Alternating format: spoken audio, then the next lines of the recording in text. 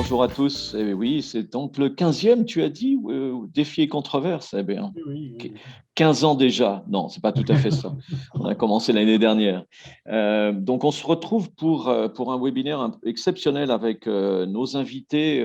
On est vraiment, je vous remercie, je vais vous présenter après, mais on est ravis de réunir un si beau plateau pour imaginer le monde de demain. Mais avant d'imaginer le monde de demain, eh bien, qu'en est-il aujourd'hui? Et donc, comme vous le savez, l'alimentation est devenue un sujet politique qui cultive les lois et les réglementations plus que jamais. Depuis les EGA de l'alimentation, la restauration collective constitue l'un des maillons les plus visibles dans l'organisation des systèmes alimentaires et dans leur prise en main par les autorités organisatrices publiques. Pour ce webinaire, nous vous proposons de faire un pas de côté, de se décaler un petit peu pour observer ce que véritablement les objectifs de la loi Egalim entraînent, non seulement dans la cuisine, pour la restauration collective, mais aussi dans les pratiques alimentaires, et plus largement dans l'influence de ces directives sur nos modes de consommation. Nous ouvrirons la réflexion pour essayer de dépasser les freins que peuvent entraîner de telles évolutions alimentaires, de nouvelles formes d'alimentation, comme le développement des menus végétariens. Pour ce nouveau webinaire Défis et controverses, nous avons prévu aujourd'hui deux parties. La fin d'une histoire et demain, le commencement d'une autre. Pour la première partie, nous avons décidé de faire le point sur les grandes tendances d'aujourd'hui, là où nous en sommes, des grandes tendances dessinées par Éric Birloez, que vous connaissez bien maintenant, sociologue de l'agriculture et de l'alimentation, ingénieur agronome. Puis, nous entendrons l'expérience terrain des représentants de la ville de Montpellier, avec Marie Massard, adjointe au maire délégué à la politique alimentaire et l'agriculture urbaine, et présidente du MIN, du marché d'intérêt national de Montpellier, et Luc Lignon, ingénieur de production, directeur de la politique alimentaire de la ville de Montpellier. Montpellier, cette ville qui s'engage pour une restauration collective de grande qualité, une ville qui développe une politique alimentaire ambitieuse avec pour 2026 la création de la cité de l'alimentation. Ensuite, nous aborderons l'autre monde dans cette deuxième partie, celui de demain, de l'après-Egalim. Pour cela, nous avons souhaité explorer de nouvelles pistes de réflexion qui, nous l'espérons, vous feront percevoir des solutions aux résistances, des remèdes aux blocages et autres complications, voire envisager des évolutions possibles pour nos modèles alimentaires. Ces problèmes, parfois insolubles pour certains aujourd'hui, annoncent pourtant le monde d'après, celui des prochaines générations. Avec nos deux intervenants, nous vous proposerons d'imaginer ce que pourrait être la génération post-Egalim, une génération sans clivage entre pourvus et dépourvus, entre végétariens et carnassiers. Pour cela, nous avons envisagé des interventions décalées pour ouvrir de nouveaux champs de la réflexion, pour essayer de faire avancer la pensée collective loin de tout message stigmatisant. Avec en ouverture Hervé de Falvar, économiste, qui développera son approche en proposant de donner à nos désirs de changement un nouvel horizon pour se réaliser, celui de la société du commun. Ensuite, Laurent Aron, sémiologue, développera notre conscience face à l'acte de cuisiner et son impact positif sur la société et la planète. Pour cette première partie, je passe la parole à François. merci Laurent. Bonjour à toutes et à tous. Une étude commandée par EIT Food, l'Agence d'innovation agroalimentaire de l'Union européenne, a nécessité une enquête auprès d'un peu plus de 2000 personnes de la génération Z, c'est-à-dire les 18-24 ans, en France, en Allemagne, en Pologne, en Espagne et au Royaume-Uni. Et un résumé de ce sondage de EIT Food nous dit 78% des personnes interrogées sont d'accord avec le sentiment que la société doit prendre, je cite, des mesures urgentes pour rendre les façons dont nous produisons et nous consommons des aliments plus durables. 66% de ces personnes ont déclaré que les systèmes existants de production et de consommation alimentaire détruisent la planète et que la situation ne fait qu'empirer. 61% de ces personnes ont déclaré que les industries agroalimentaires étaient devenues moins durables ces dernières années. En outre, 64% des personnes interrogées de la génération Z ont déclaré que les références de durabilité des aliments qu'elles consomment sont devenues plus importantes pour elles au cours des 12 derniers mois, tandis que 65% ont déclaré qu'ils pensaient que leur groupe d'âge se soucie davantage des problèmes de durabilité alimentaire que les générations les plus âgées. Ces chiffres sont, dans le même temps, inquiétants et encourageants pour initier de nouveaux comportements pour la génération montante. L'éclairage du sociologue est là nécessaire. Ces prises de conscience se traduisent-elles dans les consommations alimentaires de ces jeunes? Et en particulier, l'esprit de la loi Egalim, pour ce qui concerne la restauration collective, se retrouve-t-il ce jour dans leurs grandes tendances de consommation? Végétarisme, produits locaux, bio, labels, etc., etc. Pour en parler, Laurent l'a dit, nous avons invité Éric Berlouez, un habitué de nos webinaires, sociologue de l'agriculture et de l'alimentation, qui va nous instruire. Éric, c'est à toi. Ton micro, Éric. Éric, voilà. Ça y est. Bon, merci beaucoup François pour cette introduction et à toi aussi Laurent. Merci de m'avoir invité pour ce webinaire. Alors, effectivement, vous m'avez demandé de parler des tendances de la consommation alimentaire. Alors, parler des tendances, c'est en fait parler d'aspects différents de notre rapport à l'alimentation. Je vais essayer d'évoquer rapidement en 15 minutes. Parler des tendances, ça me paraît très important, parler des représentations mentales que nous avons de l'alimentation aujourd'hui. Alors, les représentations mentales, c'est qu'est-ce qui me vient à l'esprit spontanément quand je pense bonne alimentation, quand je pense bien manger, quand je pense produits alimentaires de qualité. Voilà, c'est vraiment spontanément la manière dont je me représente les choses. Parler des tendances de la consommation alimentaire, c'est parler aussi des attitudes de nos concitoyens vis-à-vis de l'alimentation, j'en dirai quelques mots. Parler évidemment, bien sûr, de leurs attentes vis-à-vis de l'alimentation, vis-à-vis des aliments. Et puis parler également, bien sûr, des comportements réels, des pratiques, avec toujours, et c'est important de le rappeler, même si tout le monde le sait, mais qu'il y a toujours un décalage entre les attitudes, les déclarations, les opinions exprimées, comme celle que tu viens de nous relater, François, hein, de Génération Z. Donc, il y a un décalage entre les bonnes intentions, les bonnes résolutions et les opinions et la réalité. Alors, ce n'est pas parce que les consommateurs, mais vous ou moi, nous serions des gens totalement incohérents, inconséquents, schizophrènes, velléitaires, qui disent une chose et qui font le contraire. Non, on pourrait dire peut-être que nous sommes contradictoires, mais c'est juste parce que, je le dis souvent comme ça, savoir et vouloir changer de comportement alimentaire, par exemple, n'est pas synonyme de faire. Ce n'est pas parce que je sais que, et tout le monde, tous les Français le savent, que pour être en bonne santé, il faut manger au moins, j'ai oublié combien de fruits et de légumes, mais je pense que vous allez m'aider, au moins 5 fruits et légumes par jour, qu'on le fait. En 2019, le Crédoc avait montré que par une étude intéressante. Il ne s'était pas contenté de demander aux gens est-ce que vous mangez des fruits et des légumes? Parce que là, les gens disent oui. Ça s'appelle le biais de désirabilité sociale. Mais en réalité, il y avait seulement 32% en 2019 des Français qui consommaient, en regardant leur consommation alimentaire sur plusieurs jours, au moins 5 fruits et légumes par jour. Et les enfants et adolescents, dont font partie la génération Z, c'était 10%. Hein. Donc, on voit bien qu'il y a loin de la connaissance et même parfois de l'attitude sincère à changer, il y a loin au changement réel. Alors, ce qui est quand même intéressant, c'est de regarder les représentations, même si on sait qu'elles ne vont pas forcément être suivies des faits, mais elles traduisent quand même des basculements dans les têtes. Là, quand on demandait, quand le Crédoc, là encore, demandait aux Français en 2000, donc il y a déjà 21 ans, mais ça c'était au début du PNNS, hein, le PNNS c'est 2001. Quand le Crédoc demandait aux Français, c'est quoi pour vous un produit alimentaire de qualité? Et ce qui est intéressant, c'est qu'il s'agissait d'une question ouverte. Donc les gens répondent ce qu'ils veulent, et puis après on fait on agrège les différentes réponses en grandes catégories. Ce qui vient en tête, mais alors très nettement, c'est le mot bon, le goût, la saveur des aliments. Ça, c'est en 2000. 15 ans plus tard, en 2015, si on pose la même question, on voit apparaître le mot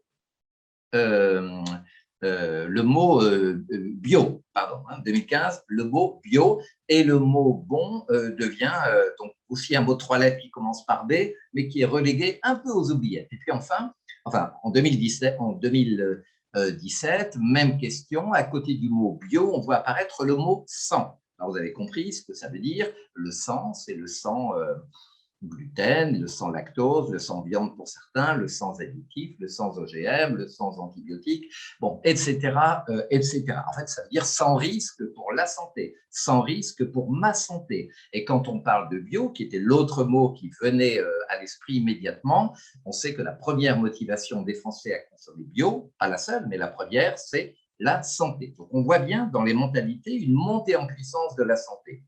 Et cette enquête a été réalisée de nouveau avec la même question, qu'est-ce que c'est pour vous un aliment de qualité à la fin de l'année 2020, donc après quelques mois de confinement, de couvre-feu, etc. Et là, il y a un nouveau mot qui émerge, qui est le mot, et qu'on voyait très peu avant, qui existait mais qu'on voyait peu, qui est le mot local. Vous voyez, ça nous donne des indications. Dans quelques instants, je vous dirai que les Français, ils ne sont pas tous à consommer du bio. Les derniers résultats de l'agence bio nous montrent que dans un caddie de supermarché d'une valeur de 100 euros, ben vous avez 94, alors il faut que je fasse une petite soustraction, 93, alors on va dire 94 euros de produits conventionnels. Donc le bio connaît une croissance, avec un tassement d'ailleurs, si j'ai le temps, j'en parlerai ces temps-ci, mais on voit bien que, pour des raisons qu'on connaît, notamment celle du prix, mais pas que, ça a du mal quand même à occuper une place très importante dans la consommation française. Donc tous les Français, ils ne sont pas convertis au bio, même si dans leur tête, ils pensent que c'est bien, ce n'est pas pour autant qu'ils achètent bio comme on vient de le voir. Donc ça, c'est pour les représentations avec la montée du local.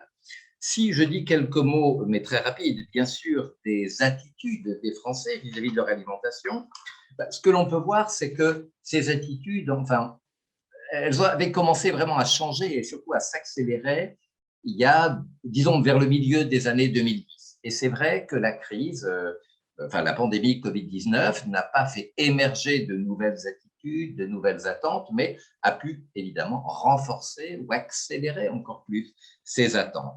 Par exemple, dans ces attitudes qui s'accéléraient à partir du milieu des années 2010, moi j'avais noté, par exemple, que les Français étaient de plus en plus attentifs à leur alimentation.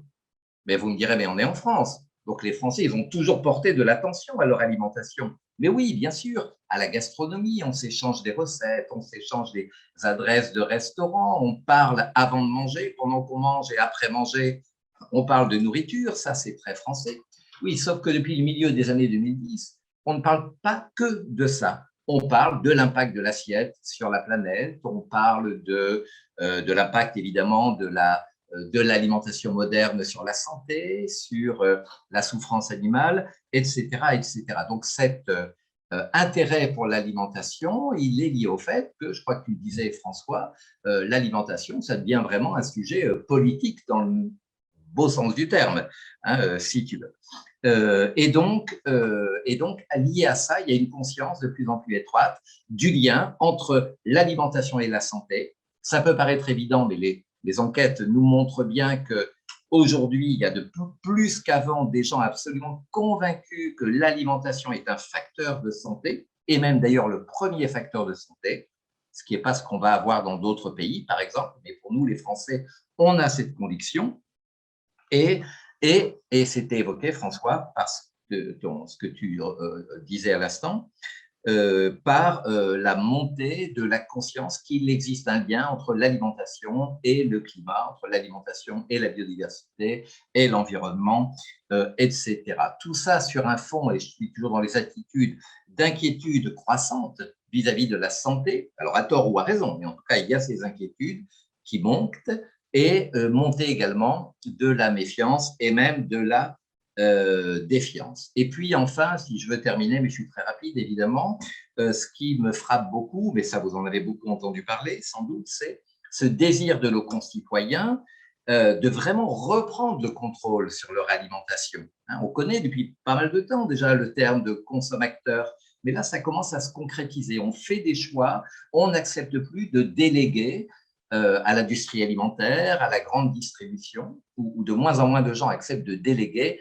le soin de les nourrir, mais ils veulent réfléchir, mais ils veulent choisir par eux-mêmes. Et c'est pour ça d'ailleurs qu'on a aujourd'hui cet éclatement de la population de mangeurs en tout un tas de tribus, des locavores, des adeptes du bio, des gens qui ne jurent que par le local, des personnes qui veulent privilégier, enfin ne plus manger de viande, bon, etc. Alors, il y a les attentes, évidemment, en lien avec ces attitudes. Moi, ce qui me frappe, ces attentes, on les connaît tous, c'est que deux choses. La première, c'est que les attentes vis-à-vis de l'alimentation aujourd'hui sont beaucoup plus nombreuses, beaucoup plus variées que les attentes qu'on avait pendant les 30 Glorieuses. Vous savez, pendant les 30 Glorieuses, c'était assez simple.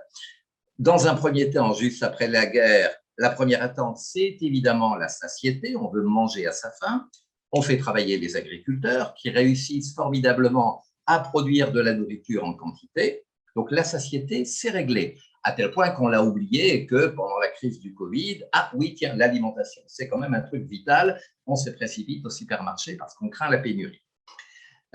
Donc, ça, c'était la première attente, la satiété. Puis, on a des attentes, on est en France, donc de goût, de saveur. On a des attentes de praticité des produits, c'est-à-dire nos modes de vie sont devenus des modes de vie, c'est la vie au pas de course, il nous faut des aliments pratiques.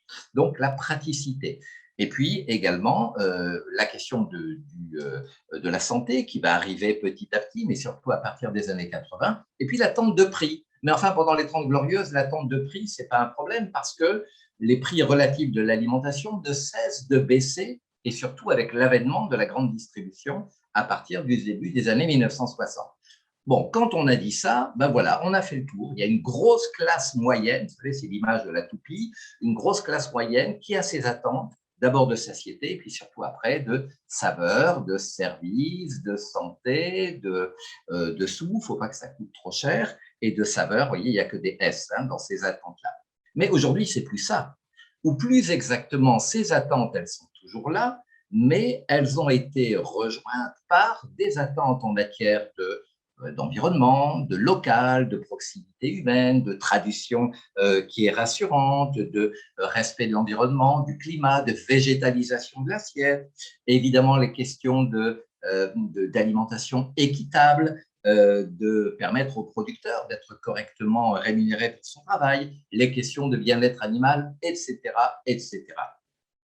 Tout en ne faisant pas disparaître les attentes historiques que j'ai évoquées, le goût, la santé, j'avais oublié tout à l'heure, oui c'est important, la sécurité sanitaire, c'était un nouveau S, etc., etc. Mais l'autre point qui me paraît important à dire, c'est en fait, la fragmentation des attentes. Tout le monde n'a pas toutes ces attentes, et c'est là où ça rend les choses un petit peu difficiles à analyser, c'est qu'en fait, on a aujourd'hui des attentes différentes selon les groupes sociaux, des attentes différentes selon les générations, pas tout à fait les mêmes, et je dirais même des attentes différentes pour chacun d'entre nous. Nous ne sommes pas, vous et moi, nous ne sommes pas un consommateur, nous sommes un consommateur pluriel en fonction du moment, en fonction des circonstances, en fonction des contraintes, en fonction du sens qu'on veut à certains moments donner à son alimentation ou ce que l'on veut montrer aux autres d'ailleurs, eh bien, on peut avoir des comportements d'achat alimentaire totalement différents, prendre du temps pour faire des courses, préparer un repas avec des produits frais ou acheter un produit prêt à manger parce que c'est ce dont on a besoin, par exemple en semaine, à midi, entre deux rendez-vous pour ne pas défaillir. Et enfin, donc là il me reste peut-être une minute ou deux, hein, Oui. voilà, mais je vais y arriver. Ce que l'on voit, alors après, il y a les comportements, hein, puisque je vous disais, il y a des écarts, j'ai donné l'exemple des fruits et des légumes, j'ai parlé du bio, etc. Le local également, bien sûr que c'est une tendance, et je crois que le local est une tendance très importante, peut-être plus que le bio d'ailleurs, parce que le local est vraiment à la croisée de plein d'attentes. Et puis également, je trouve que dans le local, il n'y a pas seulement le besoin d'être rassuré, ce que l'on va faire quand on va manger du bio pour un certain nombre de personnes, rassuré par rapport à ma santé, etc. Bien sûr qu'il y a la réassurance au travers du local, mais moi, ce qui me frappe, c'est de voir que la première motivation vis-à-vis du local qui existait avant la pandémie et qui est renforcée par la pandémie, c'est je contribue au dynamisme du territoire dans lequel je vis, etc., etc. Donc, on retrouve cette idée plus positive que la réassurance, cette idée de donner ou de redonner du sens à mon alimentation, de renouer le lien avec les agriculteurs, de la reprendre en main, cette alimentation, etc., etc. Alors, dans les comportements, pour terminer là-dessus, il y a des choses qu'on voit qui, des enquêtes le montrent, que les Français, par exemple, c'est un des points les plus importants peut-être, ne se contentent pas de dire que c'est bien de moins gaspiller, mais on voit de plus en plus de gens qui concrètement essayent de moins gaspiller. Alors, ça ne fait pas évidemment des quantités énormes qui sont économisées, mais on voit que le gaspillage alimentaire, c'est quelque chose qui arrive à se concrétiser dans l'action. On voit également des Français, ce n'est pas tous les Français, qui achètent davantage de produits frais, de produits de saison, qui se mettent ou remettent à faire un peu de cuisine. Il y a ceux qui achètent du bio un peu plus qu'avant ou qui végétalisent davantage leur assiette. Le fait maison. Alors, il y a eu évidemment l'embellie pendant la pandémie, mais aujourd'hui, on est revenu un peu à la vie d'avant, de ce point de vue-là. Mais je pense qu'il en reste quelque chose dans les têtes, dans le fait maison. En tout cas, il y a une vraie envie, mais qui se heurte, là encore, qui se fracasse aux réalités quotidiennes, de manque de temps, etc. Bon, on est soucieux davantage du plastique, de l'emballage, mais avec toutes les contradictions. Vous voyez, je l'ai déjà cité ici, je crois, le webinaire, pendant le premier confinement, les produits bio ont vu leurs achats, notamment en fruits et légumes, augmenter beaucoup plus vite que n'ont augmenté les prix des autres produits. Et la raison principale, ça a été que les produits bio, les fruits et légumes bio étaient préemballés chez les distributeurs et que c'était plus rassurant. Donc là, le plastique devenait au contraire un facteur de réassurance. Voilà, donc c'est dit un petit peu rapidement, mais vous voyez ces différents aspects, là, j'insiste bien, des attentes de plus en plus nombreuses, de plus en plus fragmentées, éclatées, par génération, par groupes sociaux, par individus même. Et puis, évidemment, toujours cette prudence à avoir quand on voit des chiffres de sondage, d'enquête qui nous disent « les Français veulent une alimentation durable ». Oui, sans doute, dans les têtes, mais la concrétisation ne se fait pas du jour au lendemain. Et donc là, c'est tout la question de l'environnement qui doit changer, de l'accompagnement, évidemment, des gens dans cette direction-là. Merci Eric pour toutes ces indications sur nos attitudes et nos attentes. Tu nous parlais de local, allons voir du côté d'une localité. Et donc, nous allons maintenant échanger avec nos deux représentants de Montpellier, l'élu avec un E, pardon, et le technicien, Marie Massard et Luc Lignon. Merci d'être avec nous. Et donc, je vais vous poser, bonjour à vous, je vais vous poser quelques questions et vous allez nous éclairer sur la situation de Montpellier. Est-ce que vous pourriez nous dire si le système alimentaire de la métropole montpelliéraine permet l'accès à une nourriture suffisante et nutritive pour tous, sachant que la commune de Montpellier, c'est 290 000 habitants et l'agglomération, c'est 470 000.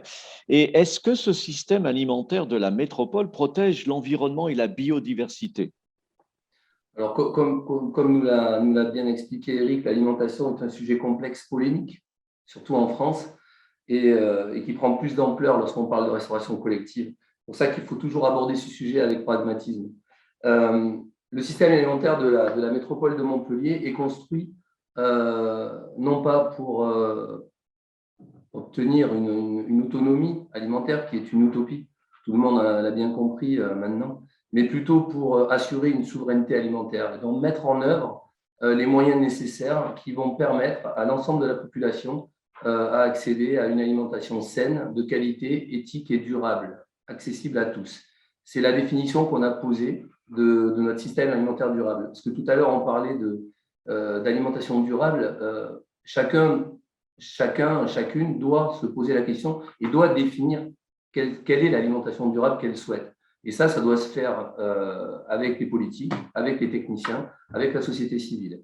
C'est le parti qu'a pris la métropole de Montpellier lorsqu'on a construit la politique agroécologique et alimentaire, donc la P2A en 2015, qui a été votée à l'unanimité par les 31 communes et qui a posé le socle commun de travail pour amener ce système alimentaire durable. Et ça a été vraiment un travail travail participatif et collaboratif avec l'ensemble des parties prenantes, y compris la recherche. Je pense qu'on évoquera la recherche tout à l'heure, mais c'est un élément aussi essentiel dans dans notre organisation. Et le levier fort supplémentaire qui a été posé, c'est la signature du pacte de Milan, qui pour moi est l'essence même d'un système alimentaire durable. C'est là qu'on voit que l'alimentation durable est d'abord territoriale. Chaque territoire a sa géographie, sa population, sa biodiversité, son climat, sa géographie, son agroécologie. Et ensuite, une fois qu'on a travaillé avec son environnement, on peut s'ouvrir et partager aux autres territoires, aux autres pays éventuellement. Et là, le pacte de Milan, c'est le sens de cette alimentation durable, puisque ce sont des villes, il y en a plus de 200 dans le monde qui l'ont signé, qui s'emparent de leur système alimentaire de manière à travailler sur les sujets d'agroécologie, de maintien de la biodiversité, de lutte contre le gaspillage alimentaire et autres. Merci. Et cette politique, en fait, environnementale et sociale, est-ce qu'elle s'applique et comment elle s'applique en restauration collective? Alors, en restauration collective, effectivement, c'est vrai qu'on s'appuie beaucoup sur la politique alimentaire de la métropole de Montpellier, qui est complémentaire avec celle de la ville, puisque du coup, la ville est un gros acheteur public, notamment avec la restauration scolaire. Alors, ce n'est pas la seule manière de mettre en place une politique alimentaire, mais la restauration scolaire en fait partie. Évidemment, les enjeux sont forts en termes sociaux, en termes de santé, les enjeux économiques aussi, et évidemment environnementaux. D'un point de vue social, c'est fondamental puisque le repas à la cantine, c'est pour beaucoup d'enfants, c'est le seul repas sain, voire le seul repas de qualité, voire le seul repas tout court de la journée. Donc, il y a un enjeu très important à amener un maximum d'enfants à la cantine. Et ça passe par plusieurs choses. Donc, pour vous donner quelques exemples de politiques qui ont été mis en œuvre à la ville de Montpellier, ça va passer par la tarification sociale. À Montpellier, on a des tarifs qui vont entre 50 centimes et 4,95 €. Et on a mis en place un nouveau tarif social réservé aux familles monoparentales bénéficiaires du RSA et aux personnes issues des bidonvilles, des SDF, des demandeurs d'asile, des personnes qui sont vraiment en grande précarité. Donc ça, c'est un des aspects, la politique tarifaire. Mais après, il y a également l'accès à la cantine par l'offre alimentaire qui est proposée. Donc à Montpellier, par exemple, on propose 4 offres. Une offre dite standard, même si j'aime pas beaucoup ce terme parce que ça laisse entendre que c'est la norme. Or, j'aimerais pouvoir orienter autre chose. On peut dire une offre flexitarienne. Ensuite, il y a une offre sans porc, une offre sans viande et depuis 2021, donc ça c'est une nouvelle mesure qu'on a mis en place cette année, c'est une option quotidienne végétarienne. Donc, avec ces 4 options, en gros, tout le monde peut y retrouver son compte et ce qui fait qu'il y a plus de 80% des enfants du coup, qui accèdent à la cantine. Alors, il y a évidemment ce qu'on trouve dans l'assiette avec, on s'est fixé un objectif ambitieux de bio et de local, avec un objectif d'atteindre 100% de bio et ou local d'ici la fin du mandat, donc d'ici 2026. Donc ça, c'est vraiment important pour la qualité des aliments. Mais après, il y a aussi tout l'aspect pédagogique. Alors, j'y reviendrai peut-être un petit peu après pour pas être trop longue là-dessus. Mais en tout cas, voilà, la politique alimentaire, peut-être juste rajouter aussi quelque chose qui nous tient à cœur à la fois à la métropole et à la ville, c'est la lutte contre la précarité alimentaire. J'en ai parlé un petit peu avec les tarifs des cantines, mais ce n'est pas que à ce niveau-là. On y travaille aussi également beaucoup avec les associations d'aide humanitaire, d'aide alimentaire, parce qu'aujourd'hui, il faut savoir qu'il y a beaucoup de produits de très mauvaise qualité qui sont les surplus des supermarchés, etc., qui sont distribués dans l'aide alimentaire et on aimerait vraiment beaucoup lutter contre ça. Donc là, on a beaucoup de mesures aussi là-dessus, mais je ne vais pas les détailler maintenant. Juste pour compléter ce qu'a dit Marie, au niveau de la métropole, donc on a construit un axe qui est favoriser l'approvisionnement local de la population et notamment au travers de la restauration collective. Et donc, on a posé 2 innovations. Un groupe de structuration des filières d'approvisionnement local qui est organisé depuis 2016 maintenant et qui est assez hétéroclite, où on retrouve des personnes et des gens qui ne se parlaient pas forcément, qui ne se connaissaient pas.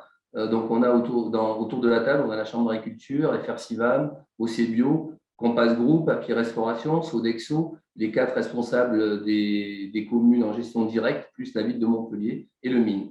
Et la deuxième innovation, c'est la coopérative de services qu'on a mis à disposition des 31 communes. Et là, on voit bien l'effet bénéfique que ça a eu de permettre d'avoir accès à l'expertise de la ville dans les domaines de l'alimentation durable.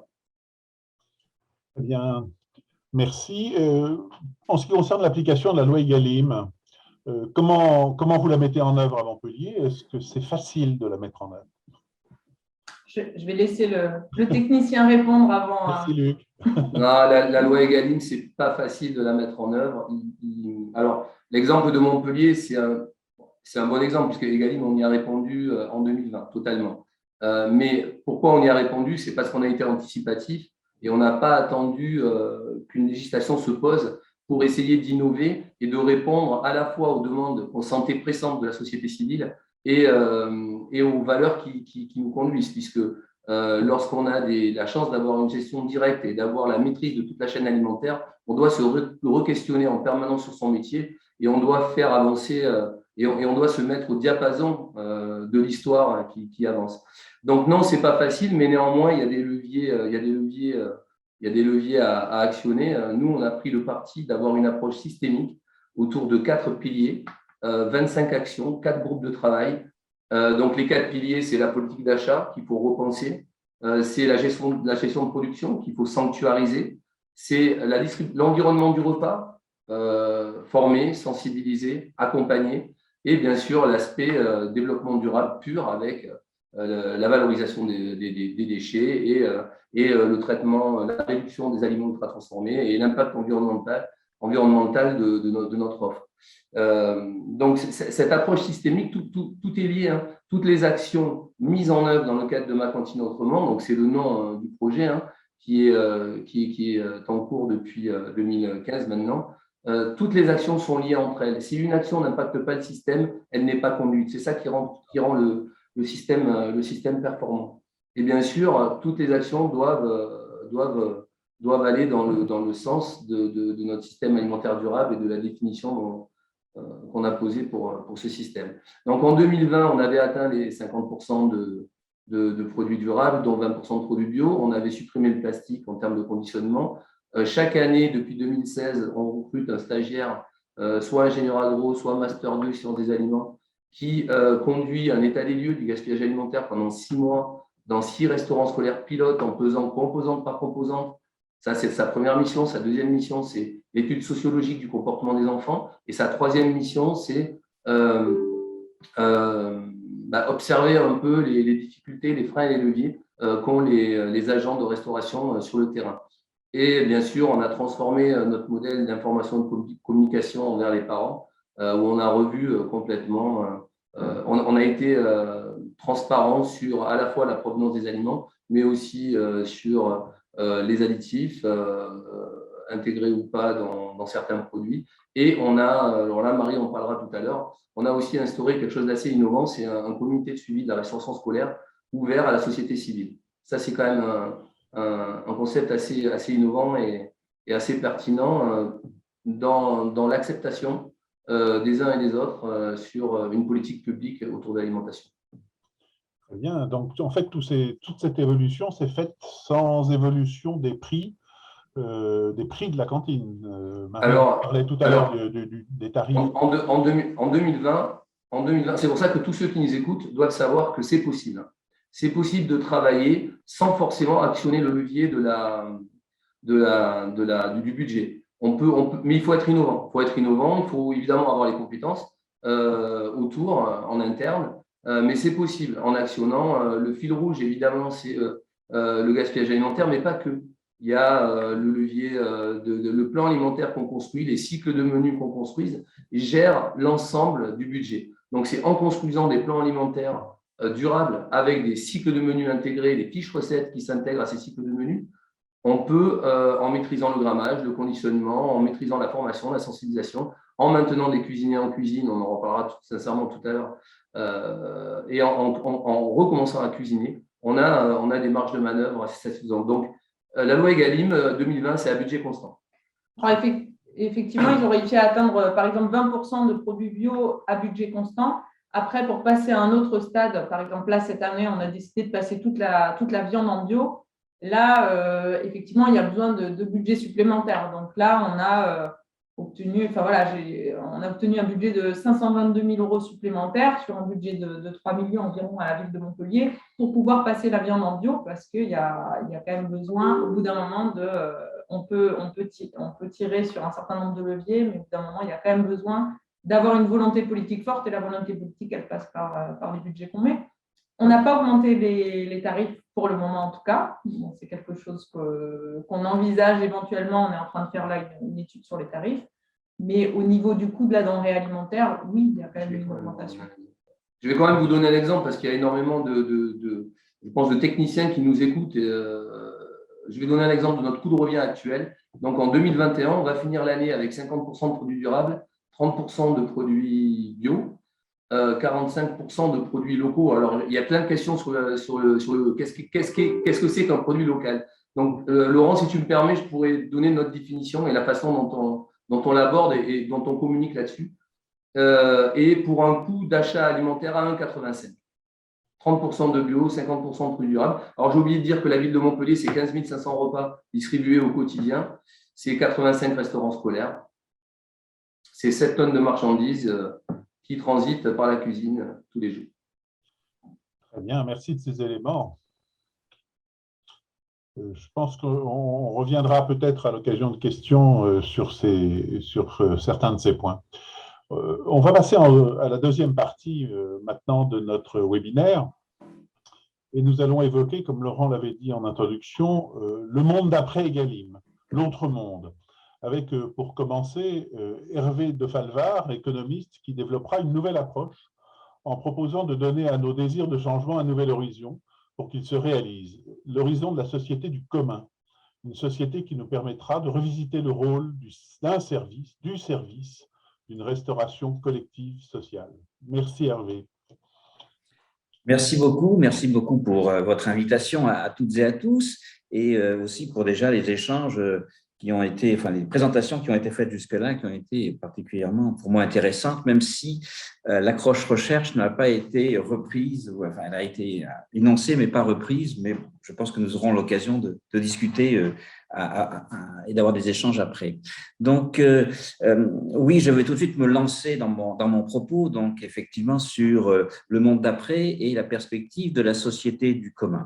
Pendant le premier confinement, il y a eu, comme tout le monde l'a remarqué, un effet de sidération qui a été l'occasion de se projeter dans un monde d'après qui ne serait plus le monde d'avant, y compris par notre président de la République actuelle. Ceci n'a pas été sans effet. Souvent, on a un peu snobé cette expression du monde d'après, mais ce n'a pas été sans effet puisque, vous l'avez aussi remarqué, il y a eu beaucoup de décisions individuelles qui ont été prises après et qui, ces décisions individuelles, marquent des ruptures dans les faits, non pas seulement dans les intentions, mais dans les faits, puisque beaucoup de personnes ont déménagé suite à cette période et beaucoup de personnes ont changé d'activité. Donc, il y a eu au niveau des décisions individuelles, des désirs individuels, une manifestation assez importante quand même qui traduit cet effet que les personnes ne voulaient pas tout à fait vivre de la même manière après qu'avant. Et pour cela, elles ont soit déménagé, soit changé d'activité, d'emploi. Alors, ce sont les décisions individuelles et moi, je vais plutôt m'intéresser à l'ordre du collectif, même s'il y a forcément un lien entre ce qui est de l'ordre de la décision, du désir individuel et du collectif.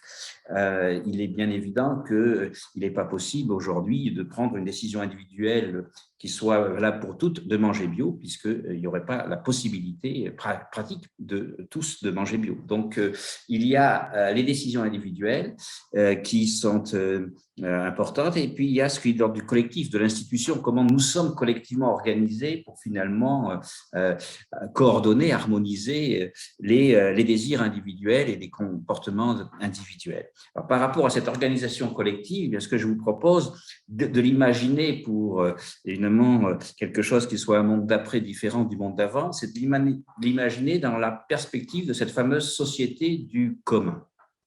Alors, cette société du commun, cette perspective, elle ne tombe pas du ciel, elle est déjà inscrite dans nos réalités, ce qui rejoint d'une certaine manière le pragmatisme qui a été énoncé tout à l'heure. En effet, nous avons déjà beaucoup d'expériences de l'ordre du commun qui sont parfois très anciennes et puis qui ont été aussi renouvelées. Je prendrai deux exemples. Aujourd'hui, les pêcheurs de la coquille Saint-Jacques en baie de Saint-Brieuc se sont, depuis maintenant pas mal d'années, organisés en commun pour assurer la durabilité de la ressource et à travers la durabilité de la ressource, la durabilité de leur pêche. en tant que pêcheurs de coquilles Saint-Jacques en baie de Saint-Brieuc. Et ils s'auto-gouvernent, c'est-à-dire que c'est eux-mêmes qui ont fixé les lois et les règles de à quelle heure les bateaux perdent, à quelle heure les bateaux partent, combien de temps les grilles sont descendues une fois qu'on est arrivé sur le lieu de pêche. Et c'est avec leur propre hélicoptère qu'ils contrôlent la manière dont ces règles sont respectées par tous les pêcheurs. Donc, un commun, c'est un collectif, une communauté qui s'auto-organise par rapport à une ressource afin d'en garantir l'accès durable à tous ceux pour lesquels cette communauté est organisée. Voilà, donc et en cela, le commun se différencie du marché ou de l'État, qui sont d'autres manières de réguler ces activités par rapport à une ressource. Et bien souvent, le marché arrive à la surexploitation de la ressource et donc à sa disparition. Voire les esturgeons en mer Noire qui ont disparu. Alors, pour rester dans le domaine des poissons, ou en tout cas de la mer. Donc, mais ces communs aussi ont été renouvelés par les nouvelles technologies de l'information. Wikipédia, que tout le monde connaît, est un commun de la connaissance, c'est-à-dire une communauté qui s'est organisée avec des contributeurs et qui est là, qui défend un accès ouvert à tous à la connaissance et qui permet donc, on n'est pas avec des tarifications comme avec les cantines scolaires, l'accès est ouvert à tous. Mais évidemment, les configurations de communs sont très différentes selon les ressources dont il s'agit, les territoires sur lesquels elles prennent corps, puisque entre la baie de Saint-Brieuc et Wikipédia France, ce ne sont pas les mêmes territoires qui sont en jeu. Alors, nous sommes donc déjà avec des communs. La société du commun, c'est comment le commun devient le principe politique dominant notamment dans l'organisation de nos institutions. Donc, le principe politique qui commande nos institutions et les règles donc, que nos institutions produisent et avec lesquelles un faire-faire commun s'opère. Alors, pour cela, je présenterai 3 axes par rapport auxquels de développement qui permettront de passer des communs qui sont aujourd'hui évidemment parcellaires et segmentés et marginaux d'une certaine manière à des communs comme principe dominant l'ensemble de nos activités. Alors ces axes, le premier axe c'est celui des nécessaires alliances ou réalliances qu'il convient d'opérer sur les territoires. On a eu une première présentation qui nous ont dit comment c'était fragmenté. Les végétariens, ceux qui sont plutôt les viandards, enfin, on a un ensemble. Eh bien, il faut, sur les territoires, générer des actions avec quelque chose qui, effectivement, est un désir souhaitable pour que, finalement, des déplacements s'opèrent et des compromis permettent de faire commun sur un territoire. Et donc, ce n'est pas des alliances entre homogènes, mais c'est des alliances entre hétérogènes, parce que bien souvent, les communs sont des communs qui sont des communs entre soi.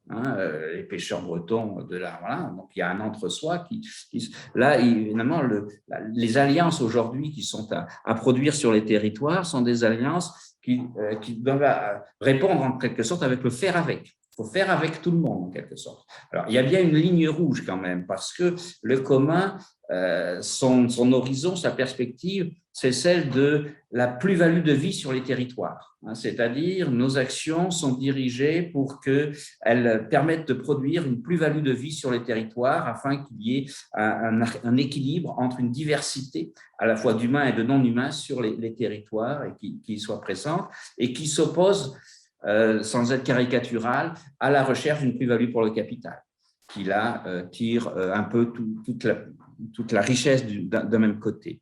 Alors, des alliances. Ces alliances, donc, nous invitent à sortir de ce que… Alors, je ne sais pas, je ne vais pas faire polémique parce que je ne suis pas assez féru sur ces points-là, mais l'Atelier paysan a produit un manifeste pour l'autonomie. Alors, j'ai vu que ce n'était pas le bon terme, mais bon, pour l'autonomie paysanne et alimentaire, justement, qui souligne cet enfermement sociologique et qui requiert d'ouvrir et de passer à des activités au niveau notamment de l'alimentation qui se construisent avec de nouvelles alliances, et les cantines scolaires sont un lieu privilégié pour construire ces nouvelles alliances. Ils le disent en ces termes: Mais par exemple, ils soutiennent aussi qu'il faut aujourd'hui installer 1 million de paysans pour arriver en quelque sorte à atteindre ces objectifs d'une alimentation plus locale et plus responsable.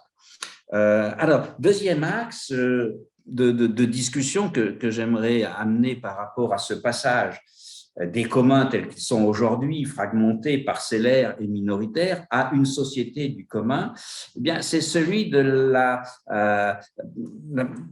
co-construction finalement des communs avec la politique. Avec la politique publique.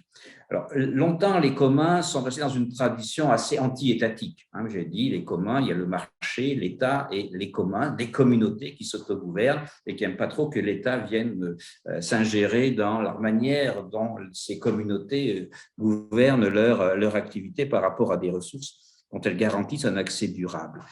Mais ceci a beaucoup évolué, notamment aujourd'hui avec ce qui est une forme d'ailleurs d'alliance particulière avec les collectivités territoriales. C'est ce qu'on appelle le municipalisme, notamment à Barcelone, qui n'est pas très loin de Montpellier, puisqu'on était à Montpellier tout à l'heure.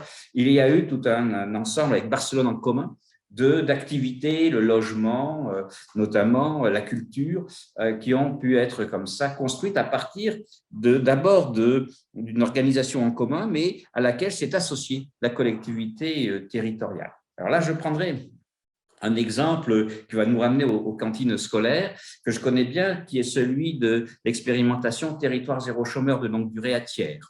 Donc, cette expérimentation, dont l'objectif est d'abord d'avoir comme zéro chômeur de longue durée sur un territoire, donc celui de la ville de Thiers, et notamment des quartiers politiques de la ville, a amené à développer des nouvelles formes d'entreprises qu'on appelle les entreprises à but d'emploi, qui sont des entreprises dont l'activité qu'elles vont développer se décide de manière collective et avec une alliance entre des acteurs assez hétérogènes au niveau de ce qu'on appelle le CLE, le comité local de l'emploi. Et ces activités ne doivent pas être en concurrence avec des acteurs sur le territoire, elles doivent respecter un certain nombre de cahiers des charges.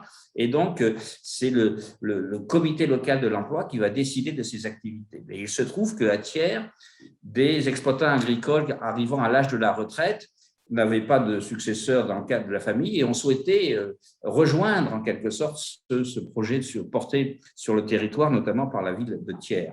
Et donc, nous avons créé une nouvelle entreprise à but d'emploi, la ferme de Lucien, qui va reprendre l'exploitation agricole en la diversifiant, avec des poulets label rouge, mais aussi du maraîchage, avec l'idée qu'une partie de cette production soit orientée vers la restauration collective, mais aussi les EHPAD et les restaurations collectives scolaires.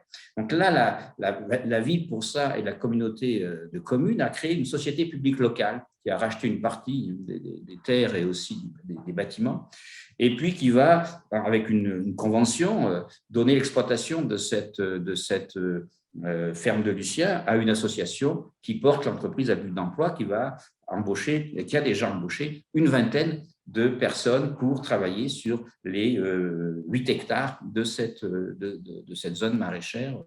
Voilà. Et donc là, on voit combien il y a une politique publique qui vient sur le territoire co-construire avec les acteurs qui étaient déjà des acteurs, ceux de Territoire zéro chômeur, qui étaient des entreprises qui s'étaient développées soit sous forme coopérative, soit sous forme associative, et qui est venu finalement permettre ici à ce commun de s'élargir en incluant la production et l'alimentation durable vers la restauration collective. Alors évidemment, ce n'est pas un hasard, puisque le maire de Thiers porte aussi une volonté politique d'organiser sa ville sous la forme de commun, notamment a repris la gestion de l'eau en régime municipal, là aussi, puisque l'eau, c'est une question qui concerne beaucoup les communs comme un bien commun.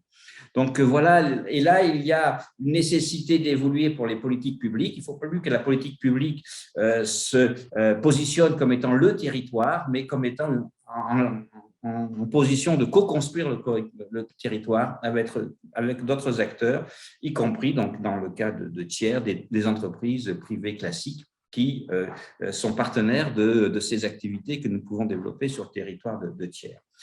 Dernier axe, et puis j'en aurai terminé avec mon intervention, c'est l'axe de la nature intégrale et translocale de ces communs. Donc, il faut que ces activités qui se construisent sous la forme de communs autour de communautés soient de nature intégrale et translocale. Intégrale, je prendrai l'exemple de la ferme de Figeac.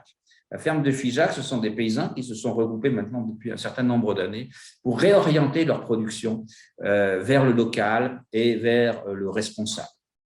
Et puis, ils ont construit ce qu'on appelle aujourd'hui un pôle territorial de coopération économique.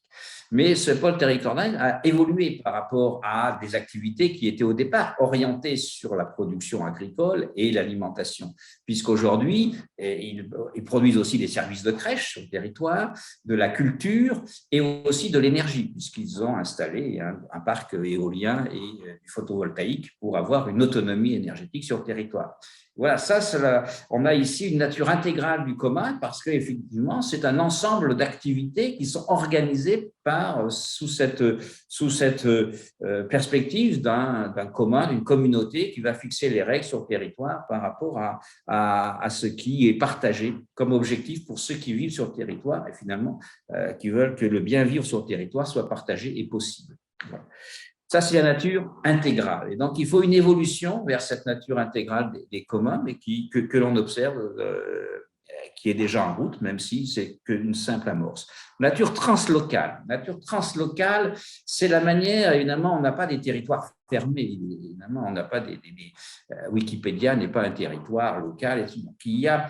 Les communs sont associés à différentes natures de territoires. Alors, translocale, ça veut dire que par les communs, deviennent solidaires, des solidarités locales et des solidarités extra-locales. Je prendrai un exemple qui nous ramène du côté des produits alimentaires. Lorsque la coopérative 1336, peut-être je ne sais pas si vous la connaissez, à Gemnos, s'est créée suite à un conflit avec l'entreprise Unilever, elle s'est créée autour d'une fabrique finalement de thé, non pas le thé éléphant vert, mais le thé 1336, thé infusion 1336, avec une dimension locale pour ce thé, c'est-à-dire avec les saveurs de la Provence. Mais le thé n'est pas produit, donc ils ont fait une charte avec le Vietnam, avec des producteurs au Vietnam, qui sont une charte qui permet aussi de s'assurer qu'au Vietnam, eh bien, la production de thé respecte certaines règles et à certaines formes et qui relève un peu du commun. Et comment on peut faire ici un commun translocal qui associe des solidarités locales à des solidarités extra-locales. Et ici, le numérique peut avoir un rôle très important dans la production d'infrastructures à solidarité translocale. Voilà donc des axes pour pratiques, mais qui sont aussi idéologiques, au sens où finalement, ce qui est souhaité, c'est une société nouvelle, une société du commun qui soit le fait d'alliances et entre des manières de vivre très hétérogènes, mais qui finalement vont partager une façon de vivre sur un territoire dans leur diversité. Merci. Merci beaucoup Hervé pour ce détour vers la place des communs dans notre avenir et ces axes très concrets. Je pense que nous reviendrons sur ce sujet. Mais tout de suite, je vais passer la parole à Laurent Aron. Alors certains le connaissent très bien. Laurent, sémiologue du goût, tu vas développer, je dis tu parce que je te connais bien, tu fais les chroniques dans l'autre cuisine, donc tu vas développer notre conscience face à l'acte de cuisiner, son impact positif sur la société et la planète, son processus créatif essentiel pour nos sociétés. Et donc, tu souhaites redonner toute sa dimension à la cuisine. C'est ta nouvelle mission et tu vas nous en parler maintenant. Tu as la parole. Oui, bonjour, merci et bonjour à toutes et à tous. Alors, la mission, comme tu l'as décrit, elle serait un peu lourde. Donc, on va juste essayer de mettre quelques jalons et puis d'essaimer et puis d'espérer que les gens puissent s'approprier des idées. C'est ça la créativité. En écoutant en écoutant attentivement les interventions, je me disais deux choses. C'est compliqué. C'est compliqué de manger, en fait, aujourd'hui. Ça l'a toujours été, mais ça l'est encore plus quand on est sur une planète qui est... Si on peut faire du translocal entre le Vietnam et la France, c'est compliqué. Et puis, en fait, on parle souvent, quand on parle d'alimentation, agriculture, mais au fond, on ne mange pas les produits agricoles. On ne mange même pas des aliments. On mange ce qu'on cuisine ou ce qu'on nous a cuisiné, de façon plus ou moins externe à nous, ou plus ou moins interne si on a gardé des pratiques. Donc, la cuisine, en fait, c'est absolument essentiel.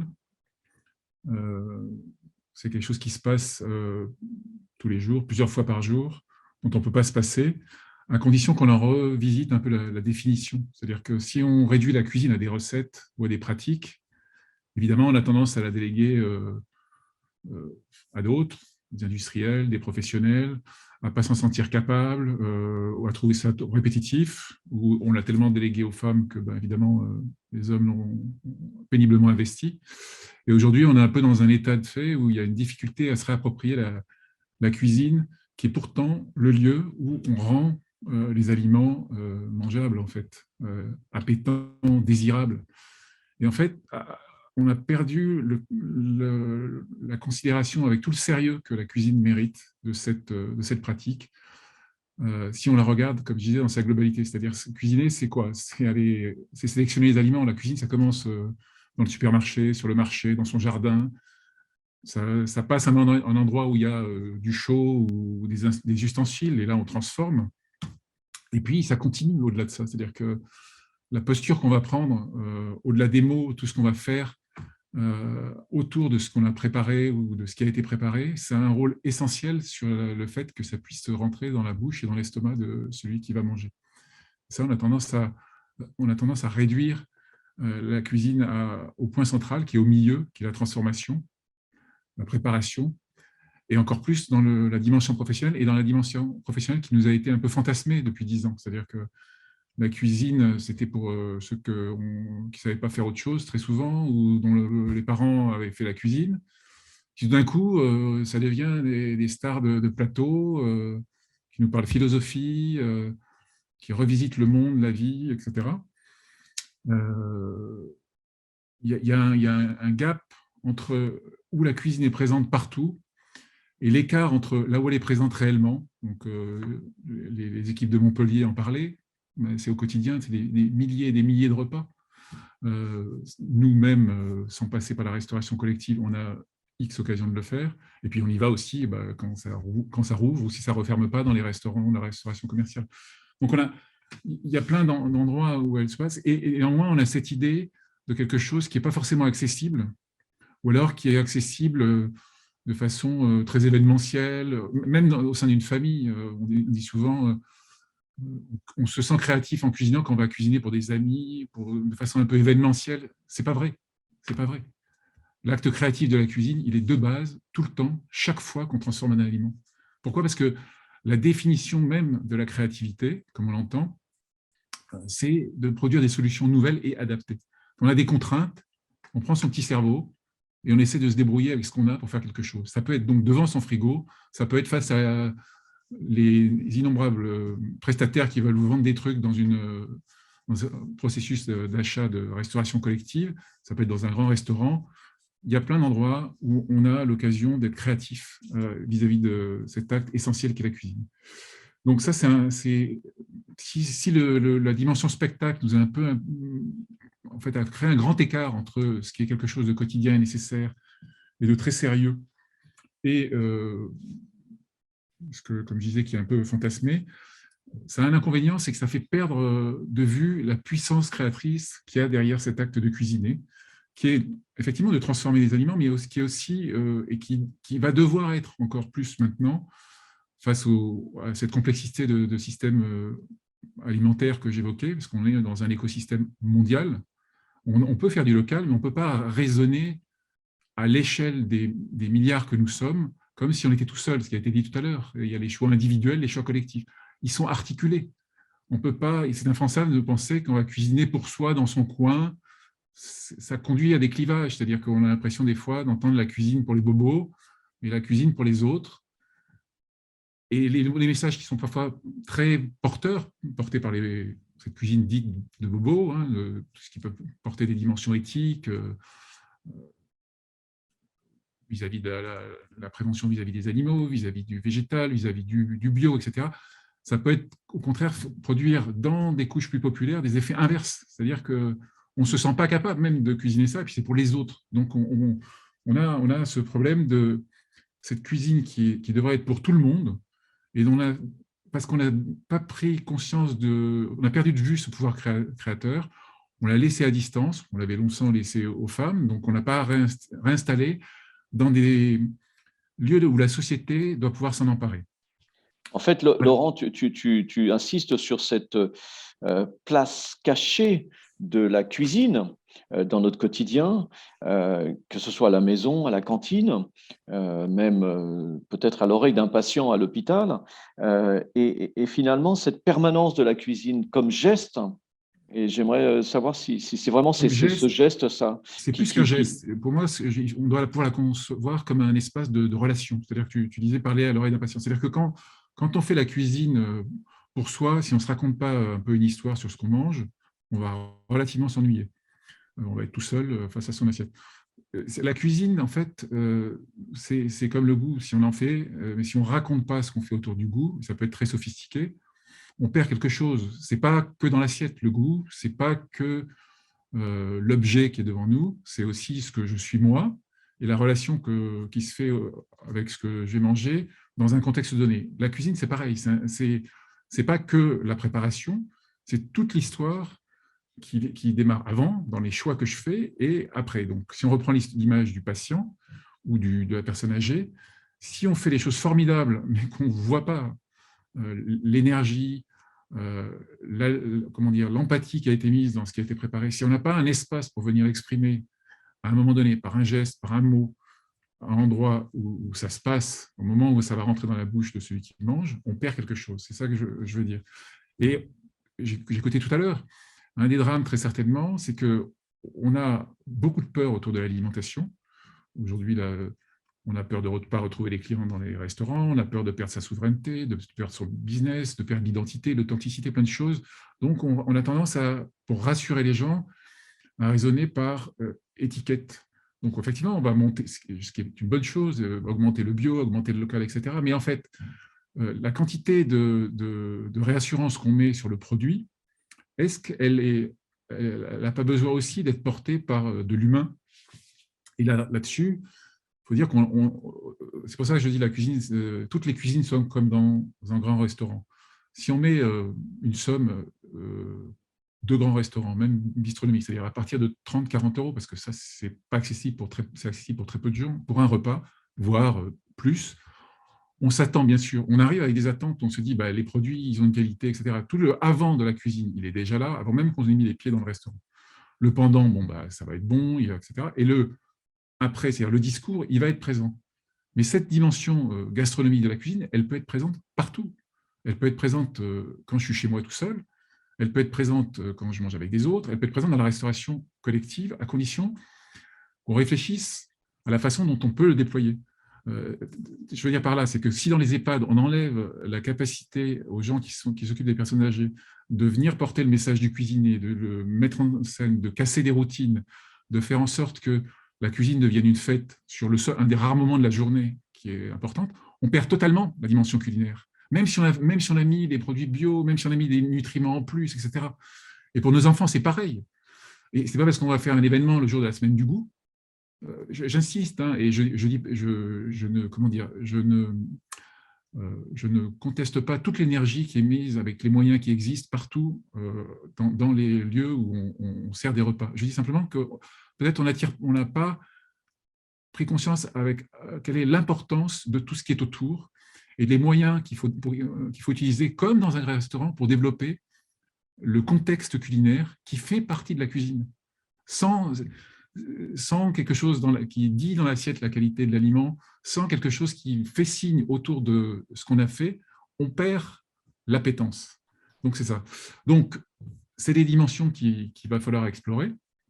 Je disais tout à l'heure, parce que je vois que le temps tourne, au niveau de la créativité, la cuisine est créativité, et donc où est-ce qu'on peut regarder la dimension créative de la cuisine aujourd'hui dans la société pour faire en sorte que la cuisine soit celle du XXIe siècle, pas celle de la domesticité du XIXe siècle, pas celle qui est encore basée sur des bouquins de cuisine que les cuisiniers vénèrent qui datent du début du siècle, à Escoffier, où on a une vision militaire. C'est sûr qu'il faut de l'organisation dans la cuisine. Mais comment on pourrait se projeter demain, comment être créatif pour imaginer cette cuisine qui va chercher à ses racines, c'est-à-dire dans la conscience, dans la réflexion, se mettre en position de pouvoir pas simplement suivre des recettes ou des labels, mais se dire qu'est-ce qu'il faut faire là, devant moi, pour faire la cuisine qu'il faut pour les gens que je dois nourrir. Donc, réfléchir, créer, comment on peut réinstaller ça. Et nous, à la chaire qui est en train de se mettre en place à l'Université de Paris, on privilégie 3 lieux où on peut observer ce processus créatif et peut-être essaimer de différentes façons, en tout cas faire des modules qui permettront à d'autres de s'accrocher, de s'approprier ou pas d'ailleurs, mais en tout cas de venir voir pour réfléchir. Un axe est bien sûr la recherche, parce qu'on nous vend la fourche à la fourchette depuis je ne sais pas combien d'années, mais tout part de l'assiette, quoi. Je veux dire, si demain on a un marché vegan qui s'installe, c'est parce qu'il y a des petits jeunes aujourd'hui qui disent non, moi je ne veux plus, et qui sont en train de révolutionner le marché. Donc ça remonte dans l'autre sens. Donc le bottom-up, on va décider dans le marketing ou dans les ministères de ce qui serait bien pour manger, on fait des réunions, etc. Non, ça peut ne pas marcher comme ça. Il peut y avoir aussi quelque chose qui parte des individus, de leur conscience, et qui révolutionne le marché. Bon, on voit bien comme une pandémie fout le bordel dans le bazar dans les logistiques mondiales. Ça pose des questions quand même. Donc c'est bien d'avoir fait… moi, je pense que les cuisiniers, premier axe, doivent réfléchir avec les chercheurs.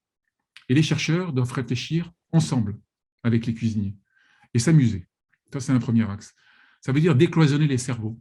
Considérer qu'un cuisinier en a un déjà, ce serait une grande chose, qu'il ne soit pas là juste dans les colloques pour faire à bouffer, mais aussi pour participer dès le début, parce qu'il y a une dimension maker, une dimension pragmatique, une dimension, et puis toute l'intelligence que n'importe quel cerveau a, pour faire en sorte que, justement, il fasse exploser ce qui existe souvent entre les chercheurs, c'est que chacun vient avec son acquis. La parole de la nutrition, la parole de la géographie, la parole de l'agronomie. Et finalement, on réfléchit en silo et on avance moins vite, on va dire, et on va moins loin. Ça, c'est un premier axe. La recherche. La cuisine, s'il s'agit de faire à manger, je suis désolé, elle doit participer à la recherche pour produire des solutions. Et pas des solutions qui soient drivées par des problèmes qui existent déjà. Ça, on sait faire. On sait faire, donner l'argent, c'est donner l'industrie aux cuisiniers pour leur faire valider ce qu'ils ont envie de vendre. Ça peut être bien d'ailleurs, mais ce n'est pas la seule voie. Donc la société se doit de mettre la cuisine au centre de la réflexion avec toute forme d'intelligence, une intelligence collective avec une intelligence culinaire. Un deuxième axe qui me paraît essentiel, c'est l'éducation. Et là, pour avoir, pendant quelques années, jusqu'à aujourd'hui, un peu exploré la problématique du goût et l'éducation au goût aussi, on a bien sûr banni l'éducation culinaire parce que c'était l'éducation domestique et ménagère. On ne sait pas comment la remettre dans le processus éducatif. Là, ça bouge un peu depuis 3-4 ans. En fait, tout le monde a peur. Il y a des initiatives formidables prises à droite et à gauche pour faire des choses marrantes, innovantes. Et après, en dehors de ça, il y a des cadres qui sont en train de s'installer. Et les cadres éducatifs qui s'installent, c'est de l'éducation alimentaire, de l'éducation au goût, de l'éducation culinaire, c'est-à-dire de la rééducation. C'est-à-dire qu'on veut expliquer aux gens, des enfants, qui sont pleins de curiosité, qui en savent certainement plus que nous sur les aliments parce qu'ils sont plus curieux, qui se posent plus de questions, on veut leur expliquer comment il faut bien manger et être des bons consommateurs demain. Moi, je pense que c'est le processus inverse qu'il faut faire avec l'alimentation. Il faut prendre les aliments comme sujet de questionnement, comme sujet d'éveil à la science, à la société, à la conscience alimentaire.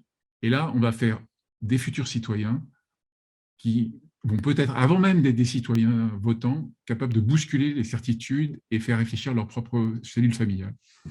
Et un troisième axe, rapidement, parce que je vois que j'ai encore 1 minute. Oui, vas-y. Et un troisième axe qui est beaucoup plus compliqué, beaucoup plus flou pour nous, mais qui nous semble important, c'est que, en fait, il y a quelque chose de très pratique qui arrive c'est les applis. Donc les applis, ça nous permet d'utiliser une partie de notre cerveau qui est le cerveau rapide, comme un chercheur américain qui a eu le prix Nobel l'a mis en évidence. Ce cerveau rapide, il veut des réponses rapides pour agir. Okay. C'est souvent pratique, surtout quand il y a un lion. C'est pratique quand on est en panique devant un rayon de supermarché ou quand on ne sait pas quoi faire et que toute la famille va être à table dans un quart d'heure. C'est utile. Mais il y a aussi un autre cerveau qui nous permet de réfléchir de plus en plus lentement. Les applis et toute l'intelligence artificielle qui fait tout plus vite que nous, ça c'est le futur, qui calcule plus vite, qui brasse plus de données plus vite, doit pouvoir fournir des solutions. Où est-ce qu'on peut encore mettre la complexité, la spontanéité qui fait de nous des mangeurs qui peuvent décider à tout moment de manger librement ce qu'ils veulent.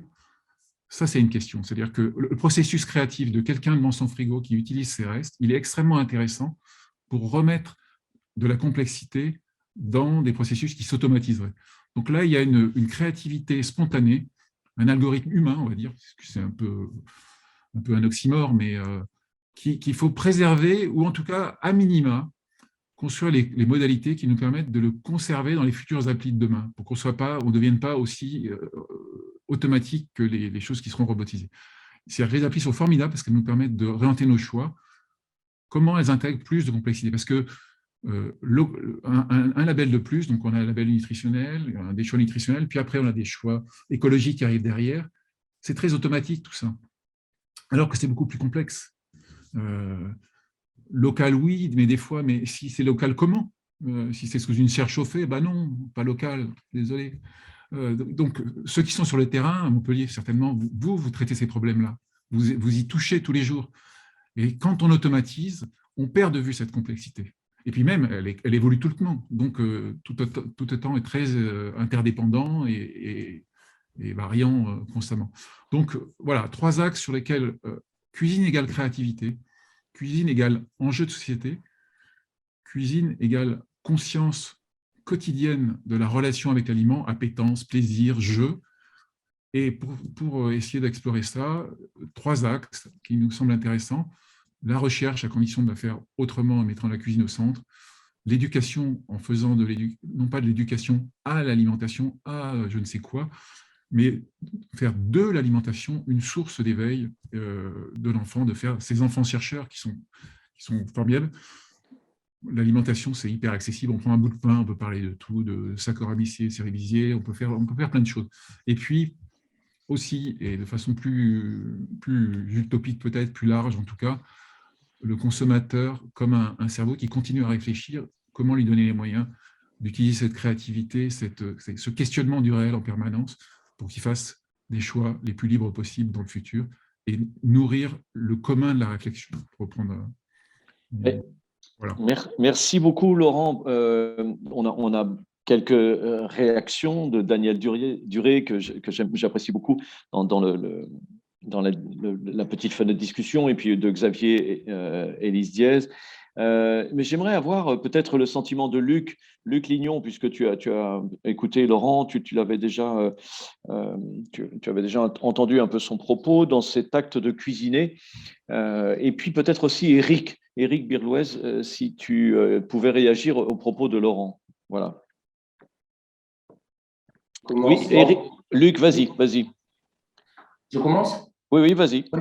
Oui, donc je suis souvent en adéquation avec le discours de Laurent. Je vais donner quelques exemples par rapport à ce qu'il a énoncé qui feront preuve. Le cuisinier doit être au centre. Le cuisinier doit revenir au centre. La cuisine doit revenir au centre du débat. L'alimentation, c'est avant tout la cuisine. Laurent l'a très bien expliqué. Comment j'ai amené les équipes de production vers une implication plus importante et vers une démultiplication de nos recettes, et donc des recettes qui, même avec des fiches recettes établies, changent tous les jours. En créant un laboratoire, en leur permettant, une fois par semaine, de se réunir, de discuter et de tester les recettes, mais de la manière dont ils veulent. Voilà. Et c'est libre cours. Ça nous a permis, par exemple, cette année, de créer 37 recettes alternatives. Chose qui n'aurait jamais été possible sans cette implication. Parce que pour un cuisinier, passer de la viande au poisson à une recette alternative sans protéines animales, c'est un peu compliqué. On n'a pas appris ça à l'école. On n'a pas appris à valoriser ces produits-là. Et donc, voilà, remettre le cuisinier dans son métier. Bon, déjà, avoir des cuisiniers, c'est essentiel. Il y a des cuisines qui n'ont pas de cuisinier. Il faut le dire quand même, hein, ça existe, malheureusement, et c'est souvent le cas. Donc, remettre des cuisiniers et travailler, pour rejoindre ce que disait Laurent, travailler avec les lycées hôteliers, travailler avec l'environnement hôtelier pour retrouver une approche hôtelière. La clé, c'est de mettre une approche hôtelière là où elle a été oubliée. Et la Restauco a oublié l'approche hôtelière, tout simplement. Moi, j'ai fait 20 ans d'hospitalier. Par moment, je suis parvenu à mettre cette approche hôtelière en place. Et à la ville de Montpellier, avec Marie, c'est ce qu'on essaye de mettre en place, une approche hôtelière. en même temps que l'intégration de l'enfant à son territoire. Ça aussi, c'est important parce qu'il y a les notions de bien vivre ensemble, il y a les notions d'appartenance, et l'enfant pourra, une fois qu'il aura conscience de son territoire, de ce qu'il y a sur son territoire, mais aussi de ce qu'il y a sur les autres territoires, se construire alors, je pourrais donner plein d'autres exemples. Un autre exemple qui est assez intéressant, c'est les repas alternatifs. On les a créés en 2015. On a été, bon, alors il ne faut pas trop le dire, mais on n'est pas trop en adéquation avec la législation, puisque normalement, en restauration collective, on ne peut pas proposer un repas alternatif sans protéines animales. Donc, nous, on le propose 2 fois par mois. Et la première fois qu'on l'a proposé, on est passé sous l'angle plan climat. On n'est pas passé sous l'angle communautariste, végétarien, végétalien. Plan climat. On a travaillé avec le conseil municipal des enfants, on a informé les parents. Les enfants ont construit ce repas et ils se l'ont tellement approprié que maintenant, donc je rappelle, hein, le jeu, c'était par exemple d'avoir une gardienne de taureau avec un riz de Camargue, de faire une association, de prendre des haricots rouges cuisinés, sauce tomate, avec le riz, et d'expliquer que lorsqu'on fait ce genre d'association, non seulement on a l'apport nutritionnel adéquat, mais on économise 23 millions de litres d'eau. Et les enfants ont vraiment adhéré à ce concept, que lorsqu'on fait des animations maintenant, on a une animation qui s'appelle « Crée ton menu ». Et lorsque la diététicienne circule dans les écoles et propose diverses compositions de menus, depuis 1 an, tous les enfants de la ville proposent des repas sans protéines animales. Merci. C'est pour rebondir sur ce que… Tout à fait. Merci beaucoup. Effectivement, donc la transformation de notre monde par la cuisine et les cuisiniers. Éric, tu nous avais dit l'évolution. En 2000, bon, après le bio, après le sang, maintenant le local. Est-ce que demain, ce sera le cuisinier qui va relever ce futur? Écoute, en tout cas, maintenant, merci Laurent. J'ai beaucoup aimé Laurent Aron, ta présentation. Et moi, ça me faisait penser qu'effectivement, l'homme est un animal, bien sûr. Comme tout animal, il a besoin de manger des végétaux et aussi des produits animaux puisqu'il est omnivore. Mais on n'oublie pas que, évidemment, c'est aussi le seul animal qui cuisine. Et donc, ça, c'est un point, je dirais, c'est presque anthropologique d'une certaine manière, la cuisine. Alors, j'ai bien aimé les notions de créativité versus des recettes qu'on applique un peu bêtement, même si elles sont utiles, évidemment, ces recettes, ou ces conseils que nous donnent les applis qui nous disent « Ne mettez pas ce produit dans votre caddie parce que pour telle et telle raison, il n'est pas bien noté, il est rouge plutôt que vert, etc. » Et donc, redevenir acteur finalement de son alimentation plus qu'en suivant un peu à la lettre donc des recettes ou des recommandations, des applis. Et puis moi, pour finir, donc Laurent parlait de l'environnement, de l'acte culinaire, que la cuisine, c'est pas que la cuisine finalement, c'est pas que le geste. Bon, je ne redis pas tout ce qui a été dit. Et effectivement, je relis ça aussi avec l'environnement du repas. Je me disais finalement à la cantine, l'enfant qui est à la cantine scolaire, et c'est sans doute vrai d'ailleurs des adultes, le plus important, ce n'est pas ce qu'il y a dans son assiette, mais peut-être bien ceux CEX qui sont autour de lui, c'est-à-dire les copains, les copines avec lesquels il va être en relation pendant le temps du repas et qui feront qu'il aura le sentiment d'avoir bien mangé ou pas bien mangé, selon qu'il était ou pas avec des gens qui sont sympathiques autour de lui. Donc, cette notion d'environnement de la cuisine et d'environnement du repas me paraissent vraiment des choses à creuser. Merci Éric. Est-ce que Hervé, ce serait un 4e axe, la cuisine? Est-ce que dans ce monde des communs, on pourrait dire, voilà, c'est autour de la cuisine qu'on pourrait développer une alliance? Oui, alors, je ne sais pas si c'est un 4e axe, la cuisine. Il me semble quand même que les rapports sociaux, tels qu'ils sont les plus présents, doivent être quand même intégrés aux réflexions qui sont ici développées au niveau un peu des cuisines. Bon, on est sur les cuisines de la restauration collective, mais pour prendre 2 exemples, quand Emmanuel Faber essaie un peu de faire évoluer Danone vers quelque chose, il est quand même soumis à ce qui est aujourd'hui la régulation la plus dominante, c'est le retour pour l'actionnaire. Donc, ceci pèse de manière quand même très importante. Et alors, évidemment, comment intégrer les conflits qu'il y a quand même dans notre monde et dont l'alimentation et la cuisine, quand c'est Deliveroo qui fait faire des livreurs avec d'autres pizzas, c'est tout un ensemble là de cuisine et tout, mais c'est ainsi. Voilà. Donc, je militerai pour intégrer aux réflexions le monde tel qu'il est et comment ce monde tel qu'il est. Alors, je pense qu'effectivement, les restaurations collectives sont un point important de résistance ou de contre-modèle à tout cela. Et ça, avec l'éducation, avec ça. Mais je pense qu'il faut quand même le concevoir dans cette dimension-là. Si pour moi, l'horizon, c'est de la société du commun, les restaurations collectives sont effectivement un lieu assez stratégique de contre-modèle qui est multidimensionnel. Donc, moi, je ne mettrais pas au centre je suis assez attaché à la multidimensionnalité et voir comment on essaye de faire son centre, justement, un système où…